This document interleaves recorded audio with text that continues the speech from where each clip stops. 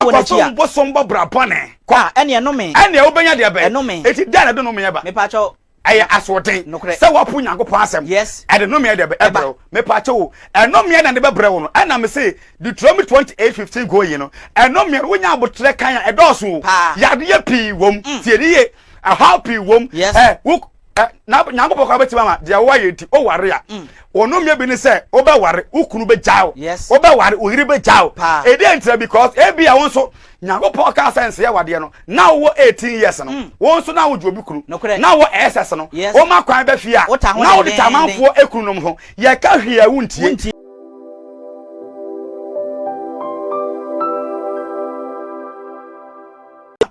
Ene nkoma e ba be didi nyina no egina Nyankopon Abufuo.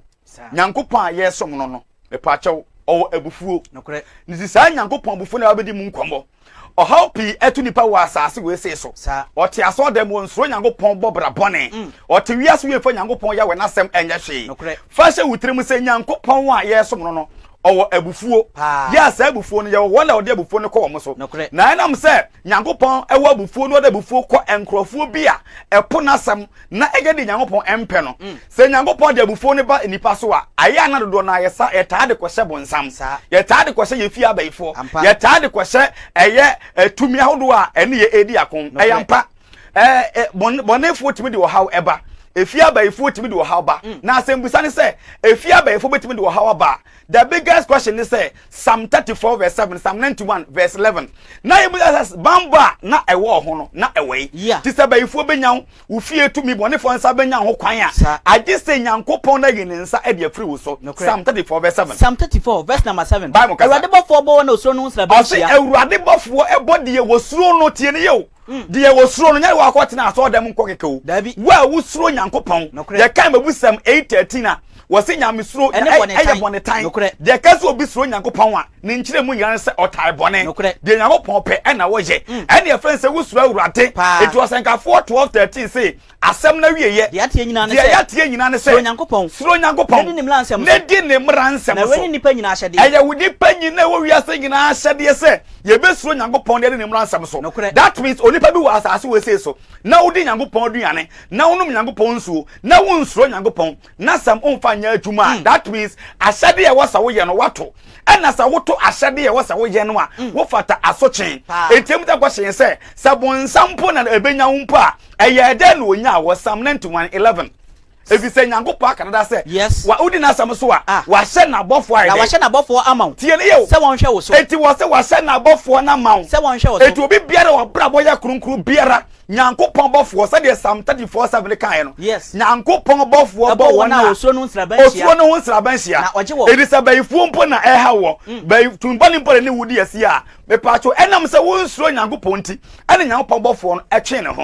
ena bonefo nya ho kwan ti Psalm 91:11 say wa se na bofo amaw se won hwe wo so ese tie ne yo enam se abayidom wo ha tanfo tumi wo ha no munti ena wo de ne bofo amade wo so no se bofo no enhwe ne so wa kwan nyina mu akwan nyina mu na obesoa wo wonsem se de be ya obane bremu no Nyankopon bofo no besoa wo ne nsem na wonan ampem obo na wonam anya onan de ampem obo that means how bia ema meto we ye Nyankopon ne tiri mpa wabo eno na kan Job na or the Job 33 no verse number 23 entisa wona Nyankopon abofo a ebo wona eso no nsaban hia ye fra wo se abofo a edima tie ne ye Obediah Amankwah wo fie baye tanfo tumi obone fa hye oha o ma no se wo suro Nyankopon no na sam so nko ade a Nyankopon wa abofo a wo mba bedima wona edo mo to Nyankopon so tie Bible Job 34 verse 23 Job 33:23 Job 33 verse number 23 yentie se obofo dimafo e wo homa no o se bofo be dimafo nokre dimafo ne kire se ono no tamabonsam esa o so kon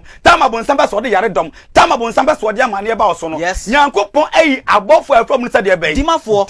o homa no e wo ho e de ma wo bibiara wo de huto Nyankopon so no abrabo eye kronkron no sa abofo dimafo no wo ba wo nchen a o baba be dia ma afri bonefo agina tuom apem ne mu baako o se apem ne mu dia be that means abofo na eye odima adwuma no enam se nipa ti wiase John 3 verse 19 yesu say e han na ba wiase yes na nso nipa do sum sene han ti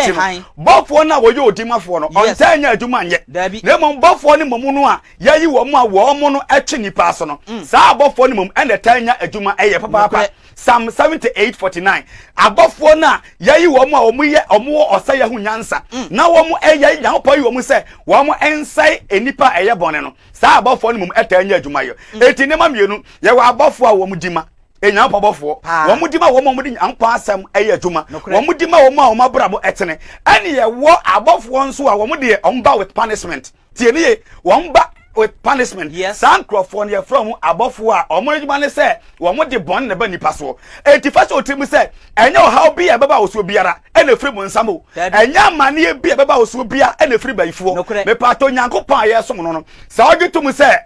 wa wo ko asoro Nyankopon ye wagya said Matthew 6:9 Yesu a kire ye mpabo se our father who art in heaven na eja be no o wiase a ne ba ye ne bone a onche na so eja be no o wiase na ne ba ye ne bone a onche na so ti sa so na sa wo nso wo si Nyankopon ye wagya na wo entie na sa na ye bone pato onche waso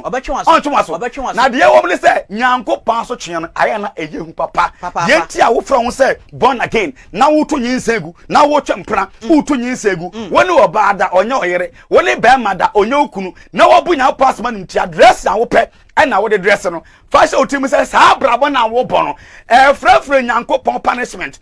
twe Nyankopon bufu e de ba so see Bible Psalm 78:49 na otuna bufu hihie ne gu won so it is right for na ododo fi Egypt edo omu ko Canaan no ono Nyankopon no a odo obo eba no o ka se bi kire wo mo say ono Nyankopon no wo de ne bofu eba abedi wo manim wo de tie otuna bufu hihie ne abra wo mo to Nyankopon asem Israel for no when they call Israel for free Egypt otumfo yawe say what do mo ko asase so aye abosha asase a with conditions say omo ba besom no enti omkwakwa soma awurade no abra wo so soma awurade no wagye Nyankopon asade na wudi bone no Nyankopon de abofo ba omo so ebe say ono Nyankopon ne man me be say oti ase say enkwanhia ejagehye amane ye koso no me pache wo dodo na ye Nyankopon asotwe tie ewo mu se bonefo abayi dom timi de wo ha ba nipa so but me se dodo na to nipa no Nyankopon de be asotwe because o ti wiase Nyankopon kasa ho fa ya twuma na opo Nyankopon asam so a asoden so ehon wode ye be eno me ana asotwe se Bible na oto na bufuo hihie no gu wo so Israel fo ne po Nyankopon asem no Nyankopon to na bufuo sesese no ade gu wo mo so eni bere ahini ahuhia ahini de abade ma me papa de entia o haw ne amane bi da so yare tom no wo kwotena aso dem se wo ye Nyankopon ba wo mani pe wo mpata mu te se wo ye born again enso wo ye kire no wa ota de se ne papa wa brabo nya papa wo ti ho no abraba wo pe na wo po wo gu Nyankopon ni mu ase na fa ho adi na se Nyankopon betua bone enipa ye man no obetua so ka na ye ya sa atwa ho asa aka se eye bonsam na eye ebaifo na eye hombone na eye ampa hombone eye ampa baifo ye Ephesians 2:1 eye dai na bonsam na hombone etumi ha enipa obi abonsam be ha no eye tie waye Nyankopon asem so asodene tie ne papa eti na me be se wo introduction to Nyankopon Abufuo eno na se oyi na Abufuo adi ade che nipa eti aso dem ade che nipa ewo wiase a aya ye se bonsam nko ana eye da bi bonsam be yempa agese Nyankopon epene so agese Nyankopon yi ne bambo firi wo so a na bonefo nya ho kwan because 5:8 say motanfo bonsam no onam se jata obubo na wo hwe de obenya na mene no na wo nya wa be ba to be me no eti wo na wo nya wo no kire se ekwan ye dai eja ho eye dai na kwan be da ho because Nyankopon kasa wantie Nyankopon kasa wantie no no ayi na ne bambo na ye dai every mo so Israel for enam desert so eko Canaan no eko biara ombesia biara Nyankopon na yom komafo Exodus chapter 14:14 Egypt for eta Israel for no then Nyankopon ka che Israel o ka che nse wonye ko kom na Awurade bɛko ama ho na bɛyɛ dɛ Awurade bɛko ama ɔno Awurade na ɔhyɛ ɔbɔ sɛ sɛ wotamfo ba wo so a na sɛ wodi masɛm so a yɛ kom na mɛko ama ɔno the same nyankopɔn na so sɛ wopo na asɛm a ɔno a momtumi saa asɔre tia wo ɔno atumi de wo ha ɛba wo so yɛnhwɛ adeɛ wode tietietie Ephesians chapter 2 verse 1 na mo nso wɔmama nyankwa ɛmmerɛ bi atwa mu na nka to wiase bɔkorɔ no woyɛ asa woyɛ sisie woto nyinsɛ gu wobɔbra ɛnsɛm fata ɛne nyankopɔn tena ase di no sɛ dabi sɛ metena nsɛ yɛi na mema sɛ yɛa de kɔ wiase wieyɛ a wɔn a mɛhye wɔ mu no ɛdɔɔso ɛti mea mesoma mea meba abɛyɛ afɔrebɔ ne ɔgye adwuma ɛdi mu na mede agye nkurɔfoɔ afiri bɔne mu abatene mu Yesu bewu wie ya wo se wafiri wiase ba Yesu nkyɛn wo ba Yesu nkyɛn a 2 Corinthians 5:17 say nka wo be Kristo mu a wo ya abode foforo ai so wo de wo se wo ye Kristo ni wo da so ato nyinsa gu wo da so atwempra wo da so ayesisie wo da so ayasa wo da so ebobra bone na mpato de wo ye akatua ni ho wo ho akatua wo ho akatua ni ho akatua wo ho Galatians 6:7 say mo na adam ho na nyankopon yensi na twetwe na de onipa guo no eno na obetwa me pato wo se de ofiri gu ho na mu no obetwa proye wo firi ho mu gu abetwa dankwa eti abrabo na wo bɔ no bu sa ho se akatua bɛn na wo pa firi Yesu nkyɛn akatua bɛn na pa firi nyankopɔn nkyɛn na we na se nyankopɔn hwe odin na wakatua fata yare efata owuo efata ka efata mani hunu no ode mawa na abrewa bi a wabɔ ne bra yie ne nyankopɔn ma ne nkyɛn ɛwɔ ofidie mu no na wɔno ɛna wo de osobo ɛkɔbɔ no okay ya ba sa bayifo bi na yeye ɛyɛ dai na bayifo bi nya ho kwan Ephesians 2:1 Ephesians 2:1 na mo nso wɔma nyankwa wɔse yɛn so wɔma yɛ nyankwa wɔn ka mo yɛ wufuo sɛnka Kristo ama mewu anye yɛn kwa ɛnka adwamamo ne krɔno ne azan no Romans 6:20 se bɔne akato ayɛ eti na nka enim awurade no bɔne abraba yɛ bonti ama mo yɛ wufuo na nka honhom fam yɛ wufuo mfonso ne bɔne ɛwɔ ɛmfomso ɛne bɔne na kane no ɛmre bia na yɛnim nyankopɔn mo na nte sɛ de wiase abrabɔ de na yɛ nante sɛ de wiase abrabɔ ɛte ɛne sɛ de wiem panu ne te na yɛ nante sɛ de ewiem tumi ne panyi ɛte honhom anansan ɛyɛ adwuma wɔ soɔden ma tie ha yo me pacho wase bonsam honhom na yɛ de ɛyɛ adwuma wɔ soɔden ma ɛyɛ de ba de ɛyɛ adwuma that means bonsam bayi dom Adam ne so ahoɔden tumide yɛ ɛniama na ɛni nyankopɔn asɛm ɛdi yɛsie no ewiase so ma tumfoɔ no so ɔmbɛnya kwan aba bɛyɛ ho adwuma ɛde wɔ ha wato so a agye sɛ wayɛ nyankopɔn asɛm so deɛ bɛyɛ asoɔden ti na Ephesians 6:10-18 no wakyerɛ yɛn sɛ yɛma yɛ ho nyɛ tere Awurade na hoɔden tumi mu Awurade na hoɔden tumi mu na mo hyɛ nyankopɔn akodi nyinaa yɛhyɛ nyankopɔn akodi na yɛte ne abrabɔ ne nyinaa na mo tima gyina ne bonsam na ɛba saa wobɛtima gyina na bonsam ne ba bɛdaadaa wa woni ni bedi asie tie nie erisa wan sha akode no ɛyɛ tene abrabɔ no na wote asɔre na de wanon ko ayɛ by tender by fire wo wia na okoto nyinsa agu wo wia akɔbɔ korɔ no wo wia akɔ center de bɔne wo wia asisi abrabɔ ɛna wotimu wo wia wotimi ɛkɔbɔ dwaman wo wia wotimi kodi a wokotwa ntro ɛba saa me pakyɛw ɔse bonsam tumi ne ɛyɛ atuma hefo asɔden ma so ɛba saa bonsam bedi wo so enkunim ti the same nyankopɔn no a wɔno ka sɛ ɔbɛkɔ ba Israelfoɔ no Exodus chapter 21 verse 23 Exodus 21 verse 23 verse number 23 ono ka kyerɛ mo Exodus 14 verse 14 sɛ ɔbɛko ama mo no ɔbɛko ama time a oda so di na asɛm so ɔbɛko ama time ada so no ɔbɛko ama time ɔkasa wudi so ɔbɛko ama time a obɔbra kronkron na mpakyɛ wo gya nyankopɔn asɛm ɛto ɛkɔbɔbra pɔne a wadwe sɛ ɔda so koma ho dabi ɔno amom ɛne obedi yako tie wɔn na ɔma ne man Israel Exodus 21:23 Bible kasa na sɛ bɔne bi ba kyira Exodus chapter 21 no 21 no akɔvɛ ode 23 verse 20 rather 23 verse 20 23 verse 20 you are saying such that can hear yes na hwɛ me suma obofo amana de woni nyankopɔn se ɔno ɛse munye kom ɔbɛko ama mo ampani ampa wɔkoma amu a Pharaoh dom ne nyina wu wɔponi mu no ɛne wɔ se mo na mo ne me tu kwan no me sma me bɔfo amana de woni akɔhwɛ wo kwan mu akɔhwɛ wo ɛwɔ kwan so na de ɔde wo akɔduru sɛ masiesie hɔ ɔde wo akɔduru as bɔhyɛ asase a me nyankopɔn ya wɔ masiesie no na hwɛ yie ti ha yo me se hwɛ ɔhaw pie nipa timu ɔkɔ asɔre so yadɔm ha no ɔkɔ asɔre wɔte amaneam ɔkɔ asɔre so bonsam enya ne ho kwan ɔkɔ asɔre so ɔhaw ɛda ne so no ne nyina ne sɛ bɔne a yɛyɛ tie nyankopɔn no ɛna ɔde ho asotwe de bɛ ɛma yɛ tie ne ye eti ansa na wo nyankopɔn so boɔ no buisa question sɛ abrabɔ bɛn na wo bɔ question buisa question sɛ die nyankopɔn kan what is so ana the same nyankopɔn ko ma Israel for no hwɛ de wasa bɛka kyɛ Israel for Exodus 23 21 weye wɔ nanim eti wɔ se ne bɔfoɔ na ɔdi w'anim no bɔfoɔ na dwuma ne sɛ ɔkɔ akogya ɔkwan so ɛkyerɛ sɛ ɔbɔnefo bi so ayɛ ko wɔ so a eye bofo adwuma ne se okon ye de be ade ma na sade no no na mom wono bofo na wodi manim no osa wa asade se odi Nyankopon asam ma o se di so sa opu asam na wodi ma o se di so no a we nya bonsam na e ba be ha wo ono Nyankopon na ma bofo ne kwan se ompa ne se Israeli a ɔte asase so na ɔba brabɔne saa na yɛ wo Nyankopɔn bɔfo a wayi wo mo sɛ wɔntwe wo mo a ɔmo te aso dem wo mo bɔ dwaman wo mo yɛ asa wo mo te abrabo a ɛyɛ brabɔne mu no Nyankopɔn bɔfo ɛwɔ hɔ a ɔsɛ sankrɔfo no na we na sɛ wanhwɛ yie na wo ha ne bi ba so a na wo te ubisa wo sɛ abrabo bɛ na wo ba wo de wo de ne kwɛsɛ sɛ bonsam na ɛyɛ me pa to sɛ bonsam de wo ha ba me mo ate asɛ sɛ Nyankopɔn yɛ wɛn so de wo ha de ɛba eti busa sɛ mu di ahefa wa na wo se wo som no me pa cho sa me metiwe sa me ba ye bone a ye se bi ja me ba ne se obi pu papa enkotwe na wangasa na beti aya me na metia no tie ne ye eti nya opo di ka Deuteronomy 8:5 se otia ne ba eti sa wo de wano aka se nya opo ba ne odi a wo mpese wo betia no de oha beba wo so a bo modern se wo be Nyankopon ba adwuma tie Bible Deuteronomy 8:5 na hunu no wakoma mu se eti wo se wa wo te aso dem a wo kɔ asɔre no wa wo fra wo se Nyankopon ba no because Moses se Nyankopon so ma ne kɔ Pharaoh nkyɛn no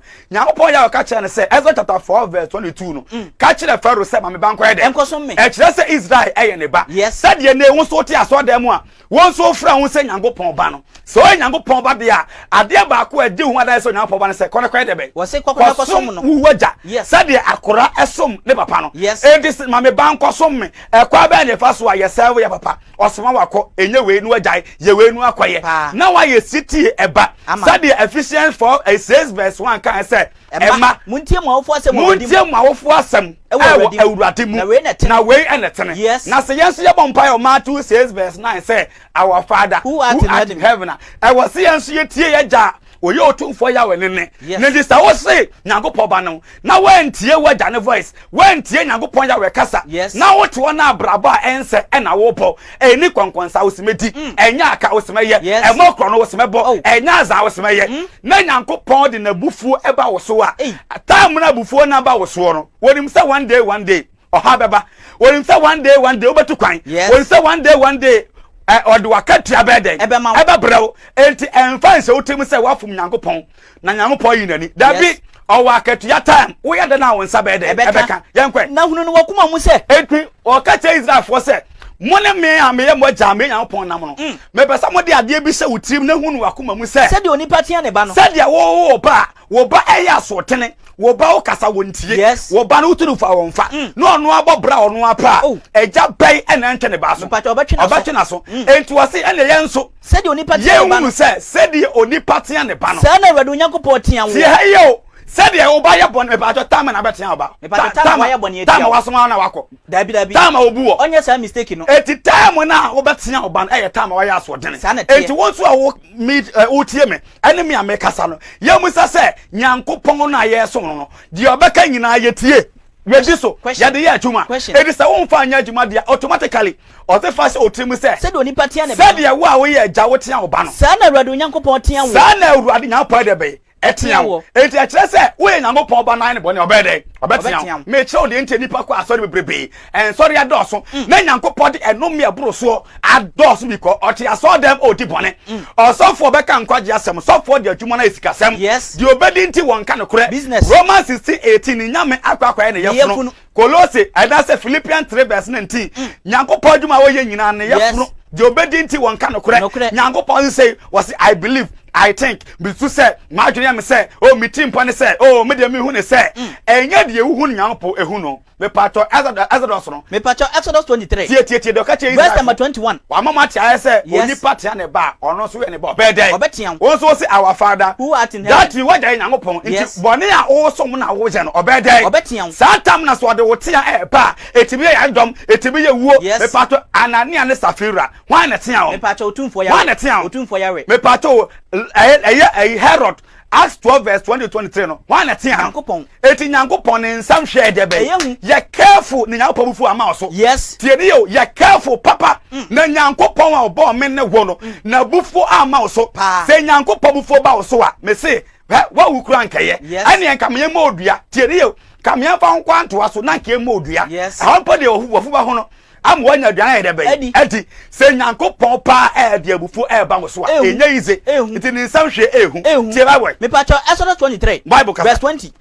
hwe me small bofo mo na de wani eti wo se me small me bofo e mo na de wani akohwe wo ekwan na me bofo no e kwa akohwe wo kwan na ode wakoduru de masiesie wo ono an e bo ho ban yo so di masam so a ono an e bo ho ban do akodu ba masiesie because atamfo wo kwan so ahonbone e wo ho abayi do wo kwan so tumbane wo kwan so enti won kwa wontimi nko unya me bambo ana mete me bofo edi wanim se onfa honko na mom bofo ndo be kwa asumjiem with condition se obefro ho ase hweye wonanim hweye wonanim na tie ne tie ne okase ne yawati ensa wade atie emakro no atie dress kronkron atie dress boni atie bobra kronkron atie o enimo jaman atie o tie ne kwai enwini ntia no hweye na wa anwina idai I believe I think and number we cry hu ni sa hu hia hweye na wa anwene anye dai entia na onfa wo mla to mfiri the moment a wo beto nyankopon mra ansem first automatically ehu asoche ye dai edawo ho aya busa ho se wo ka se na ayi abaidom le ha wo no aso na wo ko na se busa uni mpra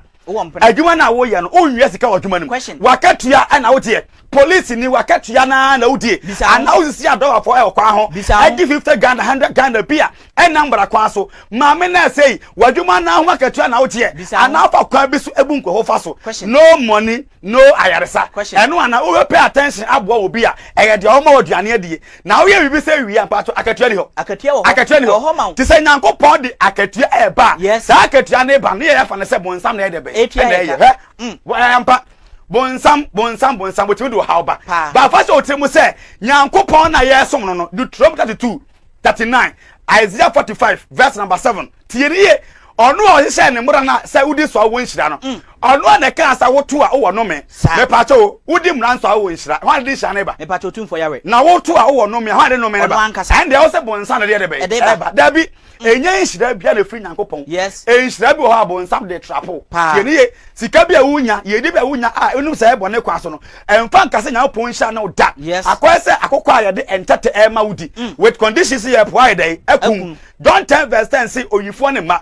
obehia no akum na wasai mizi ase wo ba ase ebenya nkwa ni anya no mboroso edi sa wo penkwa kan nyankopon kwa so tieniye enya bone fo kwa so ye wo yedie bu ho afribo nsam ye wo yedie bu ho a afribo nsam ene wo yedie bu ho afri nyankopon ye wo punishment bu ho a afribo nsam ene wo punishment bu ho no ma afri nyankopon ene meme ne wo kan nyankopon punishment bra sister so far as nyankopon ebo amango no agye yedi oba nka no agye di oba mframa no agye tie ni ye oba aburo na dia odi afra agbelema akabenku adi die entia oba aduane nyina abotare ne se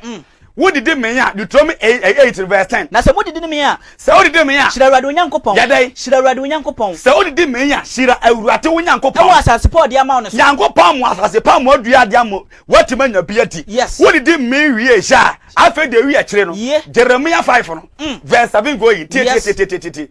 what did ya meya wie afa de ade akire aya wade saye abra wo so de meya ku say nyankopon ma waduane pa se didi na som no kwante ne abra bom didi aduane no na bobra kronkron som no kwante ne mu we de wodi wie ya wanya ahote Jeremiah 5 wodi kwa say ma so verse 7 na ye de ebe den ebe ya chai nyankopon se abrabo ni pe bono ebe den wo de bone we be free o ma jame ye manager nyankopon ya we no na wo ka wo ne nyame ho ntam wo ka wo na wonya nyame ehun ntam asam tene so a no afre nsuo asam tene so a no okobosom so ote aso da mo no munya adwuma ekoso woni nsu akotu aduro bua me e de akoso adwuma ase wo ka se adwuma na ekoso o se nyankopon adom o manager nyankopon kwai wose yanko na se me ma wo me mpa nyankopon se sabe ye kan e wo Deuteronomy 8 verse 10 se senka wo didi me ya shira awurade onyankopon shira awurade onyankopon e wa asase pa odi ama no so kwa ma asase panti e ka wo didi no nyansuo no mu a na nkwa kanfo awurade dia kansa wo de wabrabo we hu nipadua no babo te ni abrabo na wo de atua nyankopon ka e wo aduane pa wo de ama wo ni mu a we de wo sesa me ma wo me mpa wo sa wade ya wo sa wade wo ma nipa men a wo didi amen no wo ka eyo o se kwasea e na wade ye o ka yewa wase mu mpa bra bia bon na mko ya aware edipa me wi ade aka ese aware ara oboyu konwa manfo fi edipa boju enako social media woko TV so program bebre ko so nyina enamu nsem nko a woko ba bia to ndro enamu nro dodo na na ebuso edamanti ubie TV so a programs akoso enyama dodo na enyama nsem enko a enya bibia se enipa apu Nyankopon ade ye ho akoma akohwie wo ma ya mimpa enipa ese awade ye boyu ko nyamanfo de be efie damamo ekwan so nampato we ye we ni munyina wia Nyankopon ba to oni akatia kadi trom 11:26 na menhwe se Nyankopon na yesom no wo sa be kadi trom chapter 30 verse 19 o so wade papa bone enkwa no owuo enhira ne no me esi wanim ana wo sha wo se fanatene abrabo no ne bobra kronkron said ye be ya wo no asefo be dey ebenya nkwaje me pa chewo Mika says verse 8 say waka de ya Nyankopon ka kire onim de Nyankopon say o kire bone e de oseye no me ne bro nipa na o te bone mapa to upejira eti de entia enipa wo haw de entia eni ewiase we ene ensuo tam to a eduru so ensuo nto tie ne ye epetam duru so a epenisi climate change ne nyina abota ne say enipa le Nyankopon boye no ya sister ya brabo Nyankopon pese ye bo no ya body ya brabo ya pe o Ghana wo hani wa man o wa asem debate a enka converse one ka ba ya fu the whole Ghana na nkoye do de adie as we de obi say ba man na ya yintum obi si ya yintum wo ba de wado ni abrabo edi musuo ba no na wiase edi so me pa che we ba ni say ya open shira ana open no me pa che open no me we dey me pa che Deuteronomy 11 verse 26 ma won kasa hwe me di shira ne no me Nyankopon na etiatia he me se woni ya opa asem so a na Peter busa question no 5 Peter 3 no ya fast na kan no me 5 Peter 3 verse number 13 what's na se mudi papa achi a se wo so obedi tin ya brabo ne papa achi na opa asem so no kuremu a wan de obe ha wan ne fa ne baifo wan ne fa ne bonsam wan ne fa na damoni tie ne ye saka obedi papa achi abo bra kronkron a eye hwan na ka obetima ha obi ani ho na nam se ya brabo ntirenti Nyankopon na mu nu a ye anka hosen ko obo aye no ono mom na ye ya so do yetia no na de no me ade abraye Nyankopon no me enso wo de kan Deuteronomy chapter 28 na verse 1 to 14 no obekira ositie mu enhira verse 15 to verse 68 asode ho enome na we asode ho no me no a ewuo wom ekom wom climate change wom enkwanhia wom yare wom happy ye debe ewom etu take wa brabo no amepa chewo enome na da wo so no wo ye de na hu se eyofi abaifo eye ho na wo de wa agran debe akọ eyampa ye fia ba ye tumi ese etumi say ade eye true my biggest question is eye day ene otumi say ade wa bra wo so Nyankopon na ase that mean Nyankopon yi ne bambo ne ho tie ni yo eduama no kwan a ana wo dore no tie me pa cho Deuteronomy 11 verse 26 ye tie ba hwe me di nhira ne no me Nyankopon na ase me na me de enhira ne no me egu wanim ne se mutie Awurade mu Nyankopon mo na eye simple calculation a me hye wo ne ya se wotie Nyankopon asem a o hye wo ne ya eye nhira eye simple tie ni yo se wotie Nyankopon asem ha de nhira bro me pa cho no a good it is Nyankopon ma wo nhira nso a eye full package ho fam e na ho na fa so de be e ka ho sa no bra wo no men so a I don't full package ho fam ne ho na fa de be e ka ho ye tie Bible na se mo antie Awurade mu Nyankopon mo na se wotie Nyankopon ransam a uwe nhira se wantie Awurade Nyankopon asem na mani free okwan ya meshe na se ye mani free Nyankopon kwan ne so ekodi nyamfofura mu wona chia na ko so mbo bra bone kwa ene no me ene obenya de be eti dana do no me ba me pa cho aya asoten se wapu Nyankopon asem ade no me de be ebro me pa cho eno me na de be bre wo no ana me say Deuteronomy 28:15 go yi no eno me wo nya abotre kan ya edoso ya de ye pi wom tie de ye a happy wom na Nyankopon ka beti mama dia wa yeti o ware a ono me bi ni se o be ware ukunu be jaw o be ware ohiri be jaw e dey ntira because e bia won so Nyankopon ka sense ya wade no na wo 18 years no won so na wo jobi kunu na wo SS no o ma kwan be fia na wo de tamanfo ekunu no ho ye ka hwia wuntie Nyankopon so punishment o de ma no se one day usubenya be ma bia ono so ba gia tubu se o be ware na sa time na won so wani ache na wo ne be ma no tie no e ho ne ono ono so be makwan ama slave queen bi so abede abeche no Deuteronomy 28 verse 30 Deuteronomy 28 eye clear ono e kanyam na meka yo verse number 30 na wo dia wo ye obi nya so akena benya eno a wo waji obi kunu ene de wo se waja waware se waja na waware wo adwen sacherem ene tin nya bra bobutia eno de esobo ni nti o kane ne man nya pa de be etwam eti Acts 17 verse 30 no wose na akane no emre na etwam no obunani gu niama na munim no yes sa wo sakra wa adwene tia yes obebu de agu otam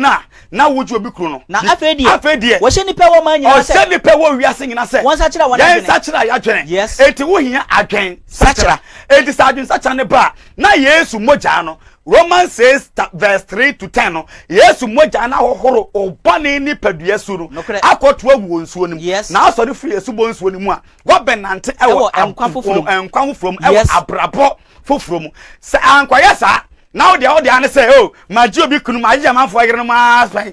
me na manfo yere ma dead da pen yo asam na chere be 10 years ago won sa chere na won so ba benya eyere wa ba benya kunu bi fa se otim se nyankopɔ betu ahoka e ba sa na da kwose ofi abaifo tieni yo wo di akwose aha na tam na wo 16 18 19 20 23 wo se wo si wagedem satan wo nyinsa ya na wo yi atoagu edi satan wo nyinsa ya debe wo yi atoagu edi tam na ba ma bi eni abre so obeware no e ho nya po be kire wo se tam na ohia pa no oma obi da bi ko oma obi na okun no afi na na mpai bo ase wona ma ye all night ase wona ma difo atrofo nso a wa mo nso anyom buta ne se ye pese osakra wa adwene anto so obe change wa adwene no nyankopon punishment no so emfiri wo so da Deuteronomy 28 verse 30 wase wo beje wo ba wale ye ose tie anyam na mekan yo ose de no me ba so ne se wo beje oba ware ye obi na da obi na ye de edi enti na wo ba nyankopon no ase se udi ni bonia obate tewa one day so be just lequin one day woni be ba won se dia wo sam ne be ma ka de be etena na wura fi amanfo kunum so a won so age wo mo amanfo yere no ma wo ma wo akomayare ama ebia wuwo no enti akwo so tame wa asa won sa kira ya we nya ofie ba yi o ono anya opon se oba mu aso oje obi aware ye na obi ne na da yes said ya wo so also no obi yira da pen e secret on kan won sakra wa adwene one day won so ware a e sesa wo hwe ma no na wo hwe na wo hwe ma fo genum nyina one day won so ware hwe a obi ne na da nyanko pos be ma kwan pa ama osikani bi so beden abeche no na broken heart na wakoma ete e ba say ya na da kwase wo fi abaifo dabi enyo ofi abaifo asem eya wa katua wa brabo no so akatua ana wonsa ayeka no because Job 34 verse 10 no wase empare nyangopon so obedi asembone na otumfo onye nyangopon hwe wase waware ya mama obi ajen dabi nyangopon ni asembone na mmom no onipa bia woni yeso ka wo de kan Job 34 verse 10 Job 34 verse 10 eti mo amwotire eti wa wotire muntie me papa tie me o empale onyankopon ma me tie me aya na eti awrade pa enti wote ase na me ko ha mu se nyankopon onya mistake da sa onya mistake da emfa so bo ne nyankopon fa bo wa check wa borabo tom road na bo no nyom se so otwe ahoma na bi ema na bibi kuram eti check wa borabo eti ade na eto no ya busa kwahye se emre bi atwam no wa ye bi dana time bia na wonya nya sika mi adwuma no na wo ye adwuma man krofo bi boso bia na wo wiawia wo mu sika ni mu adwuma ni mu ni amasa wo wia wei ni wo wia wei ni wo wia wei ni wo wia wei on se nanso won so anya kwan tukwa kwa abrochire ama won so abie wadwuma on se de bi di wo ye nya wia wo wie kura ye nya wia wo wie akatua de wo dua na Galatians 6 verse 10 verse 7 na mo na adam ho me na adam ho onyankopon si na twetwe ye si na twetwe de olipa guo no eno na obetwa eno na obede de wa ye na agwade wakati ya ene brew Job 34 verse 10 Job 34 verse 10 o ya ba adwuma wa wi basic kasa doctor wa wi hospital no sa di ya pharmacy wa wi hospital no sa emu mpane aban togu ho na don sa bom na lo ya ode on se di pana no so sha so wi a obe terms can do so pro what the channel you do me I do you terrible entimo amwotire ana me fia ba ifo mo mpa de pa na mpa to hu ba yi opa de pa ba yi opa de pa osaya de eti ufia ba ifo mpa de pa eye de na ufia ba ifo timi na ho kwan wa fom nya wa nya sa wo bedi kwan tire o doje o mo obi amane hwe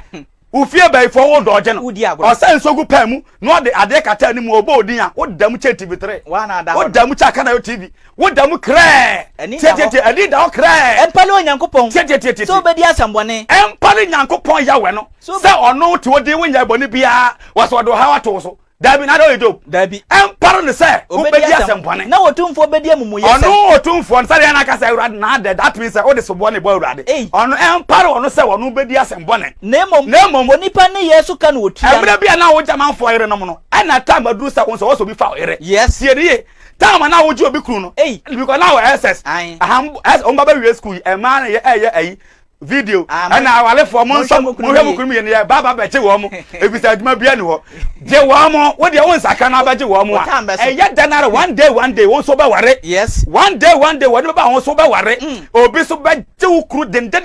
onipa ne yesu ka no otua wa wo de yesu ka no obetua na se de obi kwante ye abraba na wo de nka bo bia mla bia twam no sa na o ma ne to anu anu ma ne de be o ma ne de be etu de wia one day obi de be ebe wia Isaiah 3 verse 1 where introduction to Onyame Abufuo yes na papa next week ohun ya no be sha asefo e Onyame Abufuo mu o sha asefri Adam ene Hawa so he ma papa de wom kase pa ne se Nyankopon pa Abufuo ba so de ene nka ma Antoine Suonku tie ne ye ene nka ma ayi bosum nkun ene nka ma ikatire emfase kan twan mene na nkuonku tie ne ye I can say Obama Abufuo about so. Aya kwani ko bisa Adam na Hawa. Aya ko bisa David. Tie ne yo. Aya kwani ko bisa Samson. Yes. Tie. Isaiah 33 verse 1. Ya ti wi ase bobrabo na sofo a wo sofo. Sofo a wo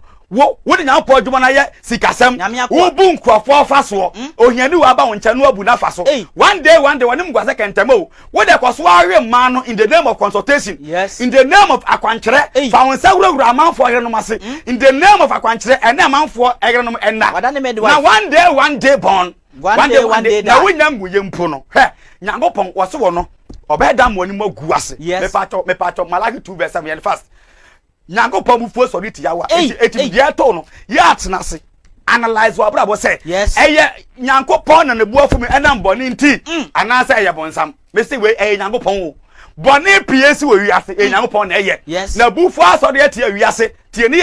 bonsam the percentage awa ye kakra bia no mpoji so je permission ye man permission a ontumi nye eti asofo na adada mo say boni free bonsam ana ye die free Nyankopon tie ne ye obi adi ye nso onim Nyankopon da me pacho Bulgate money Elomas money we mu no omu ma urade omu ni ye omadi ye edinya ye die be free Nyankopon o ye die free Nyankopon de terms and conditions e ko say yim mata ho na James 1 verse 5 kan say e ka mu binyansa e ka yim binyansa musa for rade yamusa otomfo yawa omani pa nyina de kwa ono na ma nipa nyina ade kwa ahohura nim enya de ode ma wiye no abeka say I sold my soul to the devil that means I want to bonsima kwa pam Nyankopon no wonya ne sa o ma wade enwie nka se kokun ba kokun nua kokun yere because o ma osika o ma wade ahura bia ngade sika ni bra na wo de to anama no akwaje aduro ana tumi ne hantew no oje o manyina ana aye oso dadwene wa ma osika na wie nso so na esem na eni nsuo anka ho da that means sika de obedi bad manyare we ayeshira we yedie me pacha wo sika de wade amount but e ba na geto abubia suafundaka ba bia wote no fananti ko ne munyina ko sie ma obi ahu enamblem onipada enamblem onipada obi ahu kura na bosom na ba ne hu obi abedai abesiaw because bonsam mo akwa obwa wade twato ansa wodo kra abedai ebetwa so te babwe me pacha Malachi chapter 2 verse 7 ma ba nkasa na esese osofo no kura nim wo osofo me me ma into them the coffee Abufuo ni ba no me ma just introduction I was saying ko osofo no ye de be akura nim de ti heye Yesu ka kire Pharisee no I will look like 52 say mon kama nim de be mo kire mbra no mo fa nim de safo ene de osofo na was saying ka utichi law no osofo na agina aso dem say mbra na ye dey atwam musuo kase enti wunti aso bat aso dem a onim se ne hu hia onim se nse wade hu hia onim se makro no hu hia onim se ka humda na akokoro hu hia onim se duwaja na ne hu hia de hia ye de be adom ana in the name of adom no me pa chaw enipa edi bone basanka ka tito 2 verse 13 ya he adom no enka ne botaye 2 Corinthians chapter 6 verse 2 say ebre sem na metie wo. Yes. Na na ye otombre. No kre. Na ye nkwaje da. Adom ne say wan ka ote kro no adwama mo asasisiem enta de bone wuti obi ko wuti obegere. Na Nyankopon aye wadom nanka ya beka sempa e wo Africa says we. Senka wan tie preach bi say ya. Enka also for the God is good all the time and all the time. God is good. What the son and kwa work nsam jam. Enka also for the one saved forever saved. What the son wo work nsam jam. Adom ne say Nyankopon ma kwan. Na wo chenchi mafidie abeto afidika say we say so. Na what tie dan kwansam. Na wo diso a ebe you afri bone mu aba dan kwam no. We na ye say Nyankopon e dey adom. We dey also for the bi. Adom ne say enya onyuma wuntumi nya de etene epato wuntumi nya de etena eka Job 1 verse 6 na bo ka say Job yo nipa odimu no wotene wuntumi nya de etene de a and the 1 Corinthians 6 verse 6 say one na one tene so enya enko Nyankopon nyi that obaso wa kire wo say members have munya dey munko bi because ma bra bo ntumi nya de etene de a have mutumi nya de bay enko bi wo de che bible me pa cha Tito chapter 2 verse 11 verse 11 na Nyankopon adom ade kwa nkwagiem me pa cha o say Nyankopon adom ade kwa hefa ade kwa nkwagiem ade kwa hefa enkwagye eti say adom no ba adom no e ba say e ma wonkwa me pa cha ode be ne ma wonkwa Matthew 19:17 no ode fo ne kan say ade pa be na menye ne be dan kwa no o so be so kwa nkwa mu a di mlansem ne so na wo so fo say Yesu adom aba e ma wonkwa enu ntito emransem forget emransem Nyankopon adom a ede be Onyankopon adom a ede nkwagye ba ede enkwagye ba nti e ba na adom ne fa so de nkwagye aba ema nipa nyina ene say kwai wo say ene yen say ha say ya pamusubo tie ne yo oba Kristo ma de nkwagye aba ne say wapa abrabo bone na nka de musuo ba no ene wiase akono a wiase abrabo fini mu akono na nka de how ede amane ede musuo brewo no yank eno na nka wa pa ni nyina to atwene kwai yemfa adwene mutie eti obedi Kristo achi a Philippians 2 verse 5 say ma Kristo agwenye dey entina wo mu eti so oba Kristo mu wi a and Ephesians 2 verse 10 say wasie senyuma pa bi a ya benantim yes ya benantim enti wose yenye dey yemfa adwene mutie yemfa adwena emutie entina ne ene abrabotre ne ene wonyamesom papa entina wiase brain ma wo so for say wonya adom na wie dia aka na enya wonwuma na ebo adom nkwa pato adom no nkwa na de be ko heaven dabi ya dom ofu adwuma ya be dom ne atuaka dabi ya consider for adwuma mu ebia ya fa nipa na wie anu abesu ha adwuma wura no se o mo dem fa ne nsem ya do asema wie ne kire se edura katua so a menya adwuma ne sabesu ku beso na mintu aka dabi ye bu atan wa December 2012 se de onwuma dia etie ya de wa braba wo pon na ebu atan eti wasofo na wo senka ono no na esese wasofo no kura nimdie Malaki 2:7 nto aso no ai na ohwe Nyankopon mra free na me bato according to Nyankopon ne kasa no o se senka ayo wasofo a e wo senka ya pedelefu onum Nyankopon mra osofo bi okasa tia the 10 commandments ani pa no we kronfo we yazan tie ni o yazan ye kronfo we ye tutubotom ni tie ni o tia sika ma no esa o de bo Nyankopon adwuma ono onye Nyankopon adwuma o e na risika koboa no o ye bo nsam de bai adwuma tie ni se Nyankopon asa ne mbra no osofo bi se o hu hia na on so waje atum adaya o de me kwa heaven na o de be kwa heaven ben wo de tie efrise asafrade bofo no Nyankopon messenger anane bofo e na ye wo osofo no ete wasa wo dem ransom no ekire members no nanso mo firi wakwan no so amane asofo no so afiri dodo na afiri kwan no so ayeten ono sofo na ani so members so amanko di so wa na ko no wo kaya Matthew 20:30 be kan no kan ba ka we nwie wose yankwe nanso mo firi wakwan no so amane asofo no pia firi Nyankopon ten ne abrabo kwan no so amane na mo ma nipa bebrebe sintim ya eti mama nipa ati aso dem honom no say Sunday aso de we ya enipa de 5,000 sofo ba akopani nti nipa 5,000 o ma sutim mla no sofo ba akopani oba ti aso dem say wan kata otiri so a enase sofo ba akopani oti nipa 10,000 members ni nyina no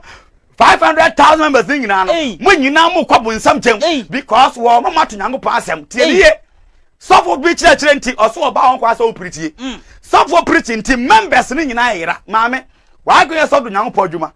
wo do Nyankopon adwuma eye but Nyankopon na do adwuma no wa kira wo say wo ba ko preaching me ma quotations o Bible musa from Genesis to December kira mo ba ko preaching pa wetu aponte untimi Yesu ba ye na ohia preachers aka ne ho oyi ni pasai mpato tumienu me pato do ba kan no ba kan e na wo de wa asol nim no wo ti wo yi nipa be preaching wa adwuma ni mu a me pato do de ba abesem me enkwante ya se kronkron ne ba ne pato Yesu ta na ngum ni ho na ho Old Testament na nkonkron ni wo. Na nkonkron wo ho. Ana nkonkron so aba wo so de awo de that means say wo ho nkonkron no. E different. E different from Yesu de. Yes. E different from the California de. Ana nkonkron ne ban no e ba ma ne nkora e ba ma ne mema nyina so pa cho. Obi aka acha say e menya nkonkron. Obi aka Obi ankan. Yo we 228 na mo kan o kan say. O say na tan baba be de. E be so adaye. E be no mai de be. Mama hyenkom. Me pa cho oba so da ya e bone. Enye bone. Oba hyenkom e bone. Enye bone. Oba to nyuma e bone. Enye bone. Oba e wo osoma do macha de e bone. Enye bone. Oba wo emwa bacha de e bone. Enye bone. Na bom ade bo ade ya enye oba de ya. Yes. Ene ye ka ho asam se woni wo kwan sa wo ya wo se hon konkro aba oba so na konkro ba ma na konkro ba omo so no munya preach. Dabi. No munya preach. Nye obi na obetuma preach. Yeah, man specific one say leadership enye oba de ya. No kre. Preaching enye oba de ya. Eto yo oba o de ya ne say wo betima yo difo nwum to ni wo betimi aye osum aduma wo betima so daye setons no aye original one na betima kabinya sheka ba ho asam de ka. Enti Nyankopon no a Jeremiah chapter 3 verse 16 no o ka kire ha wa say ya wu na aba wo ma na wani no wani begina wu begina wu kunu no no obedi usuo me pa chaw nyina anya maame ne hawa yes onwa nyina anya baba ne Adam ai ene Nyankopon say wo Adam na wo hye hawa na wo hye Adam ase no wo ba ma ne bedi uso eti we ye nipa nyina ase de se wo so ba bia ba ma na ye dai edi uso etu iba bokura to nchanya Romans 2 verse 14 say amana mamufo na omu nimra ne mpo no omu de omu awusu eyemra ne munyuma eti ewiasefo ne mpo wa traditional side ne mpo no omu tibi bu be se oba totu a echire be ma dem yes echire se be ma na ekandifo na mpato ya ne bisa question se so kwa nsori pii mu a say Pentecost assemblies one honi no se uyi one person wa asole hot dem no yes enne yera omu nyina kofi a hwa de nyogo so ba cho be ma ne di oba ne good se ukoyi Adam be ma wo Pentecost aso dem na on ne yeda begina ne nten a o mienu no hwan na waso odi ne yonko so wa afie wo fie me ba cho be ma no good se Pentecost ni ba en respect ni kuna mu begina ko tezu aga se nya pon se be ma na yetiri yes etu am na hwan de be e ma no better sana CSO Baptist o SDO en so de bia no members na ewo mu no obia gitu se Bema na wasu odi na yede so ewofie nyasa so obi a ware wa aso dem hono ma afutu a mudi tu a ware fo no wa aso dem hono no yes mo ka kire be oba ne se ono hye bema na se efficient 5.2 say ombre ne ho ase de be e ma nyasa na bema na so leader na de ti na one person on ne kunu wo fie a oba ba ko ne bema ba ko no oba ne hye bema ase yes enipa emma 10,000 na wo Assemblies of God mu a emma 10,000 ni nyina ware obi adi ne yede so nyesa sanete na de ti na mo 10,000 ni nyina be dura so dem mo dia no oba ba ko ena edi mu nyina so ebedi mu nyina so nyansa wo nyansa nim e make sense bema ba ko pempo no oba ba ko mponchimi ne wuso wo ono hye wa wo fie wo personal fie okura wo ntia se anu mpokura no enye Nyankopon fie no anu mpo no se okona so oba eye we me say ede na amanfo wale wa so dem no afutuo be na so de ma oba no wanka so mna ne wasema no ka so mna ne wasema na de nti na munyina so be hyam wa so de a wasema me ma na mbra mo wasema oba no question on said bon sama mu bunya pon mutia we de one day e be di nkoba di afa women in ministry na be hu oba position wo ka so oba ni kwa so preacher we say senti oba ntimi nyan po adwuma na ba nyan po adwuma e preaching kwa dabi nyan po adwuma e preaching kwa yakanyina ho yakanyina no ono Nyankopon na o hye na adwuma no and we say o ma oba kwa because o ka kire how we say wo kuru beden obedi uso eti Paul so e ka kire Corinthians afo no 1 Corinthians 14:34 no o say mo no so no I was say mu ye kom esu asem no e wa nwublase nyina and Paul so say o kasa according to the law titi was 1 Corinthians 14 verse 34 was na mama man mo wa no asafonim me pa to wo he we ye Nyankopon konkro kasa wo se we sa mi anu we with a context say o preach o chere yes leadership dabi e ma oba en lead en preach wa so anim oni say to me no obi amane kwan every Old Testament adiba New Testament nyina da no oba ni wu kwan say o preach yes edi Paul ka kire Korintofo ne say mama no mo wa no e wa Korintofo asafo no ade asa no mo na nya pode mo ase enye mo de eye fa pimbi 1 Corinthians chapter 3 verse 10 madi kan ka kire mo say onyankopɔn adom a wɔde adom me no so ɛna me nam me to me papem so dansefo nyansafo na obi to so na obi a wɔto so no eti wo na wo ba na wo bɛto so always said they will sit to so far hwɛ foundation no yes eti sa wo so dey Kristo asɔre a check foundation one na esi dan a onto blog no fancy foundation no obi aye eti sa wo se wo bet me preach a hwɛ Yesu na o kan say upon this rock I will build my church hwɛ ono na sol ne say open nipa kan wo preach no so yi Mary Magdalene ka ho ana wanyi odi Elizabeth ka ho ana dabi odi Salome ka ho dabi na Susanna ka ho ana dabi na ye da na wo de de e ma asem ma wo chen Yesu ye ka ne say ya ye nka say ye bu ma ni mutiye wo dabi en kyerɛ sɛ wo bant no e ma impact o nya po dwumadim e do so be wo ni ma impact e do so be but we impact na wo no me pa cho amamra fam mpo no amamra fam mpo a ye mfa ne sɛ amamra fam mpo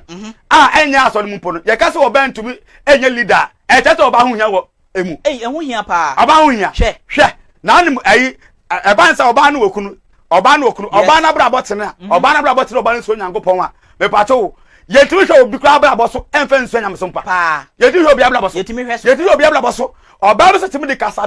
kasade onni kuntam otuo no otimi da to ne kuru heart no ne kuru kwa asore yes emma wo impact admata de oba bi tojom oba bi so da ye ne wan fa anya adwuma asema beto nya yise nyankopɔn de ma ya adwuma bebrebe na mo ba bi agenda wan fa nto a efrito se oba pa be di be ma so oba pa be ka se me na me leader a oba ma so adabraka ebi si nya pa asemuda te ba boy 1 Corinthians 14:34 mama mama wa eti wo se odi ka se ka bi share Timothy 1 Timothy 2:11 ai o se mama mama wa no wa ya mama wa wo ma no wa hefa asafunim na wa ma wa kwan se enesi ma ho kwan se won kasa wo mu be kasa so mu priti nemom wo mre won ho ase o mu nya dai wo mre won ho ase wo sa mo bre mo ho ase se de mla no so kan obi se Korintofo na ye sa se de mla no so kan na Paul se asam na wo gina ka se Korintofo ma no amia o ma no asafunim no o kan se de mra no so ye dai that means e Nyankopɔn asem na Paul asem me pa to Nyankopɔn asem but azanti otofo ne se ene ye Paul asem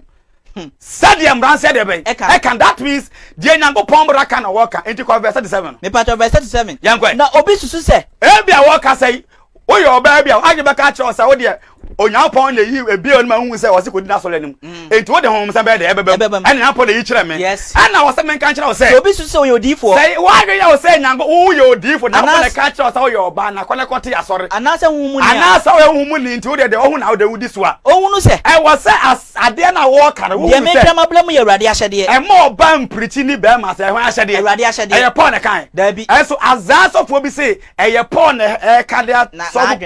adwene wo ka wo ye Paul adwene wo say ye ho ahyede Awurade ahyede wo ye Awurade ahyede so mo ba mpriti mo ba lidi asafo kwai na so obi hunu we ya sa wa hunu sa asema Paul kan e wo na ye oba wa asafo ni mu a Onyankopɔn so hu enti wo oba na opriti wo ka mu ba to ha da ya ma no wo say Awurade no no ni dabi wo mbra ho asema no no ni dabi eti de ka ne say e ye nipa ya brabo pone na do hide be eba enu nti Malaki 2:7 going no asofo no a wose matene aduma no bebrebe di aduma fa mama nipa bebre sunti mra no mama nipa pia sunti mra no mo se lewi apam no na enkaye se monch lewi apam no nie awala bi chapter 10 verse 8 to 10 o se monchachiro man na mu hu difference that de eten ene de enten tam nsonso ye e to sofo duma sa oba chira se ade we nye yes na de mra na de be a chire ba na de wasai Nyankopɔn apam no kwai asefrade na wase Nyankopɔn na e kasa entimi nso enti Nyankopɔn se wono nso mema moni magu ase obema woni ma yedai agu ase that enti na eti ane won wase e wo mu na obi apie sofo we ni mada e wo ma na obi apie we ya mi sei o se obema ni ma yedai bai eti enim guase enti nanim guase wi a no o kasa an na pojman de sa o ye adu bi etimi gu anim ase ebi kura to hwan ebi to Paul me pa to Paul de wankofo beere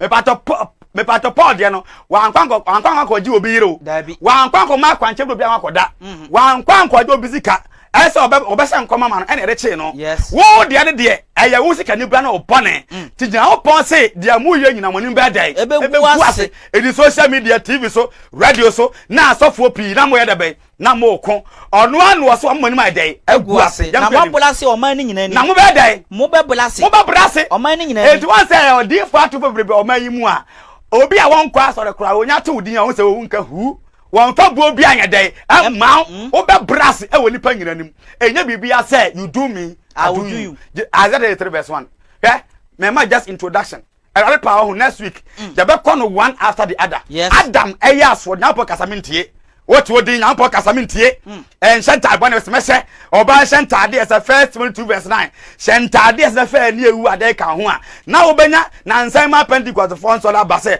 dressing obesa dress na enye papa kura na enye hwe na say na makion e de chase dabi say na makion de chase makion ni mbo twa miniskirt dabi eti nya opon no a na sata makion obo ni din no ene wa change Hebrews 13 verse 8 o can say said the yesu tie endra no Hebrews 13 no verse 8 said the Christ tie endra no sa na wote ote sane ote sada apem tienie eye dan na de obitimi edi ti sa ekọ aso dem tienie ene oban center de so nye de be won se abraba ye boy ade abraba edi musuwe de eba na we wi a wo penshira wo te bible Isaiah 33 verse 1 mama mukasa die osaifo a wo de eti wo di bone no a wo ta wo nyanso ya nche so fa hodi a won say wo eti sa wo di bone na wo sa ade na nyawo nyanso wa nche so fa hodi me ka no kwa che o plain ti nyankopon say o so wo boy o ba kro no wo de koso wi a so ye minister wo DC wo de koso wo nsakra so ti aso dem no kre o nyankopon di ai sa wo kwaje ko ayi no Bible ni Quran no say so help me God one fan side ana wo wi ade ana wo ye ma no wo fa wirachi ana wo ye ma no ti wo say de wo ye nya fa hodi dabi na say ka 4 verse 1 say bibia e woni mre de dekese pa no bibia woni mre na be say ka 4 5 11 da ba ka to aso me ba chaw osaifo a wo de won say wo eti wo de wo say ne ma wo de wenkrofo agire ehia o man Ghana ye ehia man sika no wo de mkwaje bo sia na wo de mu ncheni na one day born one day die mo de mo pakis kan hospital de pamensi na amanfo nwu ba bi oso hia hospital no wo nya bi openfo enyem a odan kwa so se ko no owu kwa so enem obi selfish interest nti sika de boa no na wo time o de ba twa so duru aho wo ya le nsa de be akọ yiri nti no wo no Ghana edro bentum nyo gisa UK de edro baako $10,000 tie ni oba no mienu no pa mienu awia mienu anwumre $10,000 yalen boss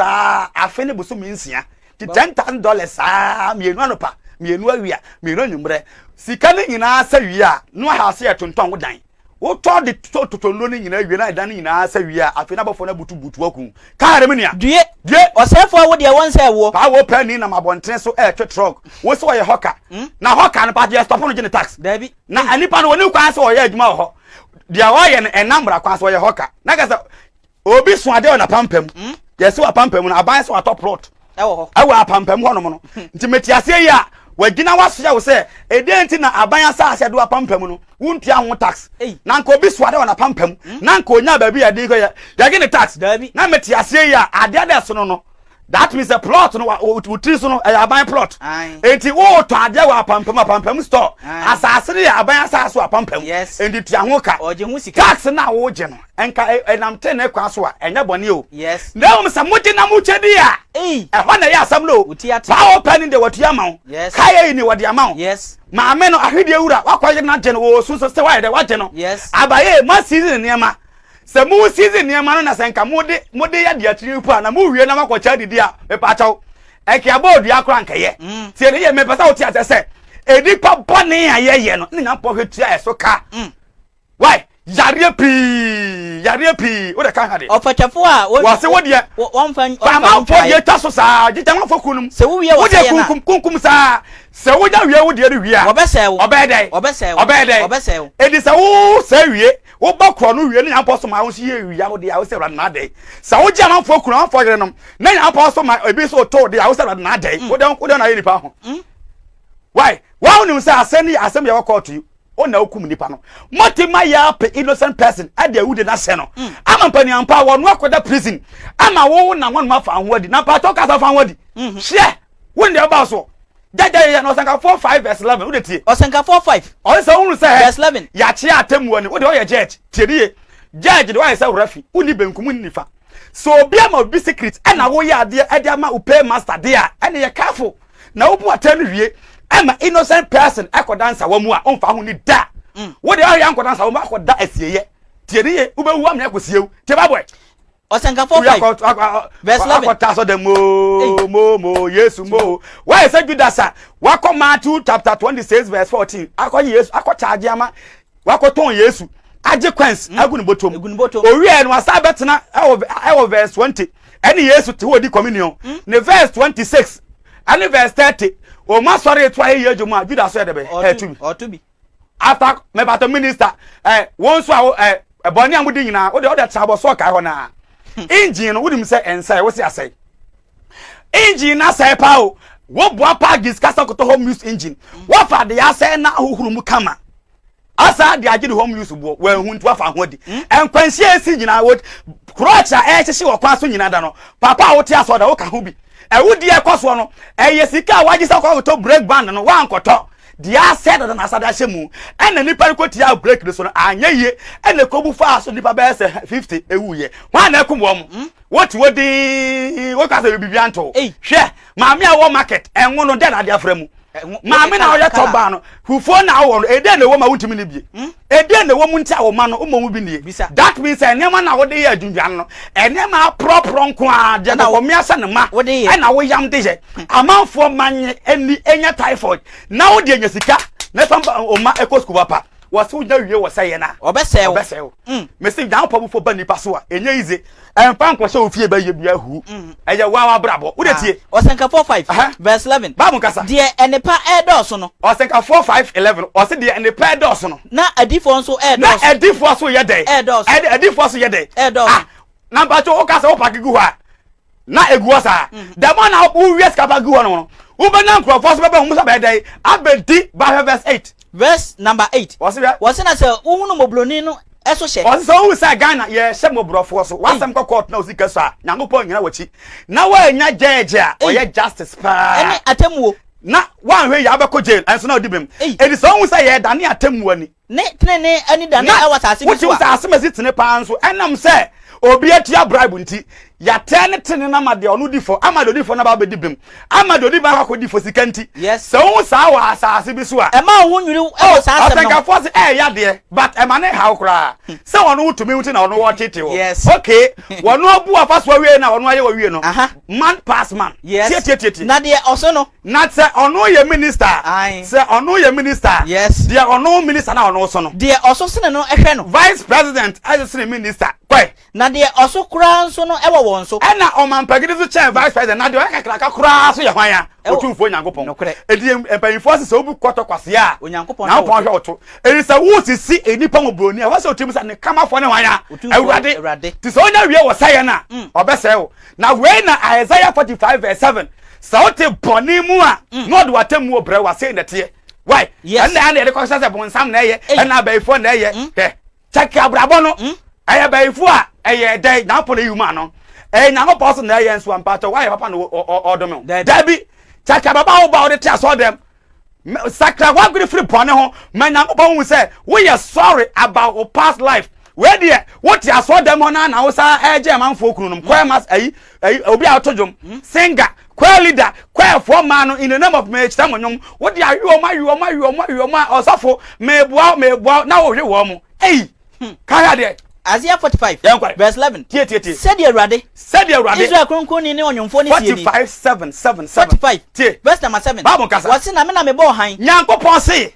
ono na obo han yo me na me bosum ono na obo osum me masumdwe ba o se wo ye dai me masumdwe ba wo bo bra kronkron Isaiah 48:18 no so wodi ne mran sam sa obenya peace and so besa otena se na onya asumdwe a wodi na sam so a wode asumdwe ba eba kwai na me di amane eba ono Nyankopon so sa wo ne mran sam bo bra bone so a wode amane de ba eba me awurade ono awurade no na me ye ne mu nyina me pa cho amane ene asumdwe han na ni nyina otumfo yare ena ye de ye ka se asumdwe ni fi Nyankopon yesa but amane de fi hwan ya bonsam me pa cho hwan na wo ye de etena wo hira wo me pa cho Nyankopon na hwan na aye de entene so dome me pa cho Nyankopon bonsam dem hwan na siesie me pa cho Nyankopon heaven hwan na siesie Nyankopon ane na nkasa bonsam de siesie hell ane na pon siesie heaven ono o siesie nhira no ono anu o siesie de bai eno me tiri trouble 2 verse number 39 no never ya sam Deuteronomy 32 verse number 39 Nyankopon ba so kira wo say wasi afei enti ba me o yafo yade no enyanko yo dabi na wadwene enyanko akura so long as awunyi tu so basakra no yafo yade no enkoda adentira nyi se na wayi ato agu na sa sajika abortion akoye na na se kan no e kan o yam niema ana ma yafo yade unto so abagia to me say obesaka wage nyinsa we yetogu na nti na wongo emfa hana ma wago mpa ibom emfa Sarah ma mpa ibom emfa Elizabeth ma mpa ibom kra emmeya wo ye sha me na Elizabeth we bi ma no a me pato Elizabeth na woni ba no na wontu nyinsa so nguye hana na wontu nyinsa nguye wo de ka che na pon we me ye wudifo me ye oba nipakunfo eti madiawu me competent awom me fata kwa sen kabana kam da prison yes na nam say secret do bia hu won kwa na wahunu ma foma ye obone ene ma wale me hia ba me srawo me sakra ma agwena kwa gia subo me fra sem pakafo na kwa gia subo me gia subo no wi me srawo fade ma ye nyina cha me na dum ba ko bi amen na me so me mfa nto me nsa so we wi a ene na yopon moa wo obeboa wo ede nti ni wo moa wo obeboa we dey still wo da so kum nkura no wo da so obom paye wa ye ma hana wo da tie me pacho di 2032 jambo ni so wo verse 9 na afa mu hunu se ete wo se wa wo tie me me ameka ye nyire hunu se me ame no onu nyankopon ya we no master himself na no na onyame bi anka me obi anka ne ho kwen wose me na me kum onu na so odi nkwase asema otimi ma accident ekum na me na me mankwa wo da accident so unya wie na sakra wa aguzi otimi de ba de e mankwa na me pira opira na me sa wo sakra wa aguren so a osa that means otimi di praba wo sakra no asa otimi de ayasaba wo sakra wa aguren no asa de be epira na wo sa wo ne me etumi ti ase na de obetimi age afri mi nsam ni ho so ofie ba ye ye wa nya ko betimi age afri ni nsam yes no nyankopon no so ha wa wa na betimi age wo afri ni nsam obi ani ho we na ye asem no enti asem sare nyina ne se ye how be honuma efri nyankopon nokre how be honuma efri nyankopon be de wasi wa ha Obediah Amankwah ni how be efri nyankopon dodo na de ti how efri nyankopon ba ye so ne se ye te na se mfa nya adwuma yes se wa sakra won sakra yo wo ti nya pa fa nya adwuma e de no me ye de be eba next week ye wura mu deep